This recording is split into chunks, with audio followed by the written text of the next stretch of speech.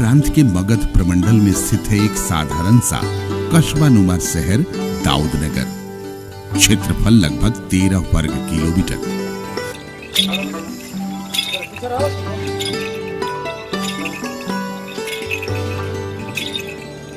इस शहर को कहते हैं स्वांग कला या नकलों का शहर। दाऊदनगर की लोक कला संस्कृति से परिचय के पूर्व जानते हैं शहर का इतिहास। औरंगाबाद जिले में सोन नदी के तट पर बसा है दाऊदनगर। इस शहर की प्राचीनता का अंदाजा उत्तर मुगल कालीन किले से लगाया जाता है। दाऊदनगर को औरंगजेब के सिपहसालार दाऊद खां कुरैशी ने सन 1663 में बसाया था।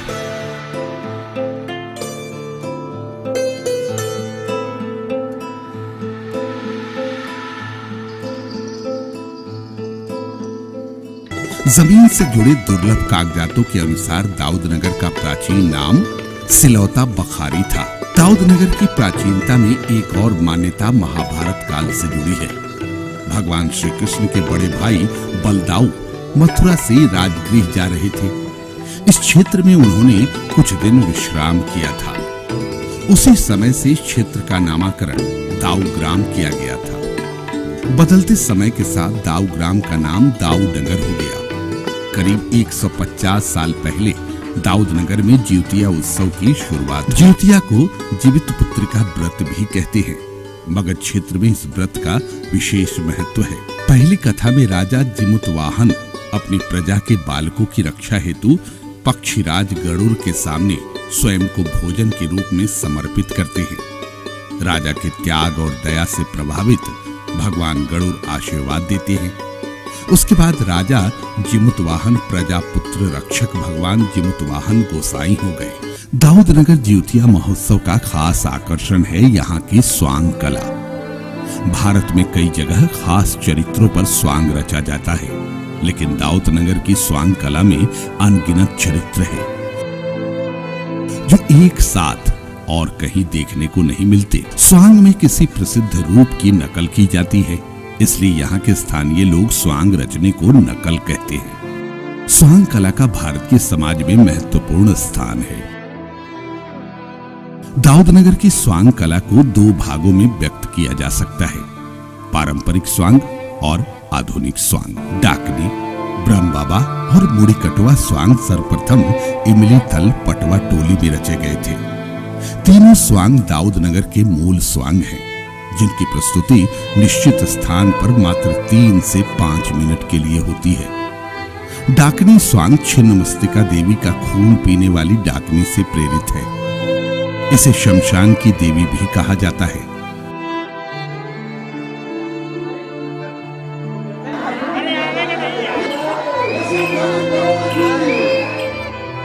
बौद्ध धर्म में डाकनी को ब्रज योगिनी कहा गया है। ब्रह्म बाबा स्वांग ऐसे पुरुष से प्रेरित है जिसमें ब्राह्मण और राक्षस दोनों के गुण थे।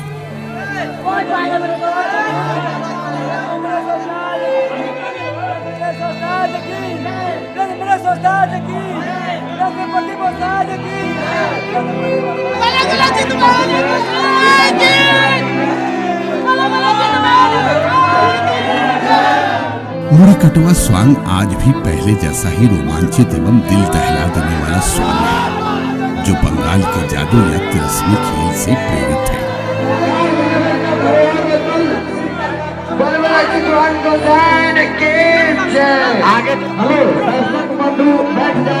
बदलते समय के साथ सामाजिक चरित्रों से प्रेरित एवं अन्य क्षेत्रों के स्वांग दाऊदनगर के कलाकारों द्वारा रचे जाने लगे।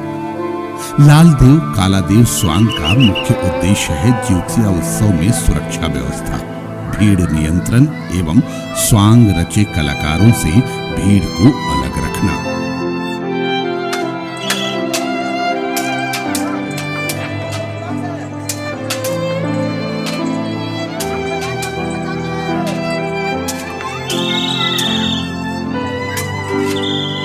गोकुल चोर स्वांग स्थानीय शातिर चोर से प्रेरित है। आम जनता में गोकुल चोर की अच्छी खासी पैठ थी।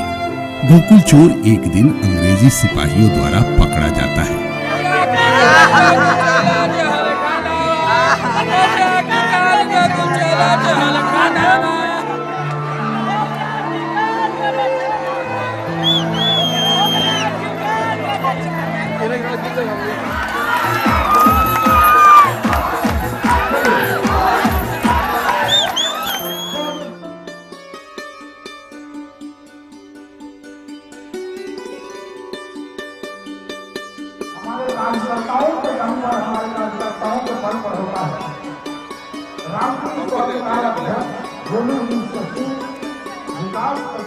कुछ स्वांग अब लुप्त प्राय हैं। सुल्ताना डाकू स्वांग प्रेरित है 20वीं सदी के दूसरे दशक यानी 1910 से 1920 में देश के सबसे दुर्दांत और खतरनाक लेकिन सबसे लोकप्रिय डाकू से। उसे पकड़ने में अंग्रेज सरकार के छक्के छूट गए थे। दाऊदनगर की स्वांग कला में विशेष स्थान रखने वाला दमदार स्वांग कानपुर उत्तर प्रदेश के दरगाह मकानपुर शरीफ से प्रेरित हो सकता है। शरीर बेधने की परंपरा देश विदेश के लगभग सभी आदिवासी संस्कृतियों का मुख्य अंग है। प्राचीन शिवलिंग और मूर्तियों के भग्नावशेष दाऊदनगर को प्राचीन क्षेत्र होने का प्रमाण देते हैं। महादेव को आदिवासी देवता भी कहा जाता है।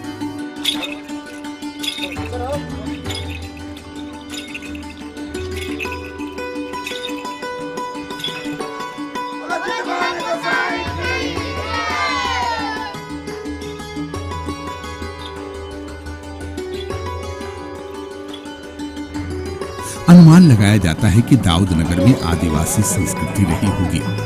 यही संस्कृति आज भी दाऊदनगर की स्वांग कला में जीवित है और आदिवासी संस्कृति का दूसरा प्रमाण है किसी मुख्य या पवित्र स्थान या वस्तु की परिक्रमा कर जश्न मनाना।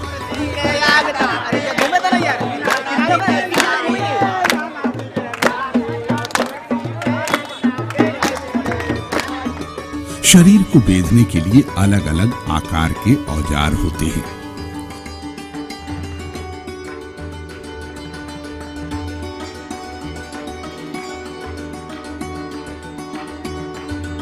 स्थानीय कलाकार आम बोलचाल की भाषा में शरीर बेधने को शरीर में औजार चढ़ाना बोलते हैं। शरीर को बेधने वाले विशेषज्ञ कलाकार को उस्ताद कहा जाता है। उस्तादी का काम पीढ़ी दर पीढ़ी हस्तांतरित होती है।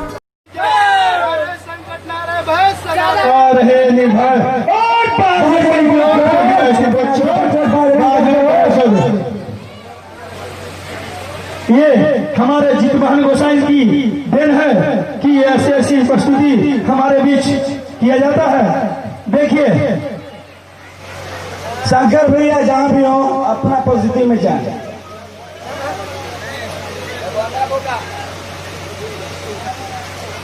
और उधर का क्या व्यवस्था है?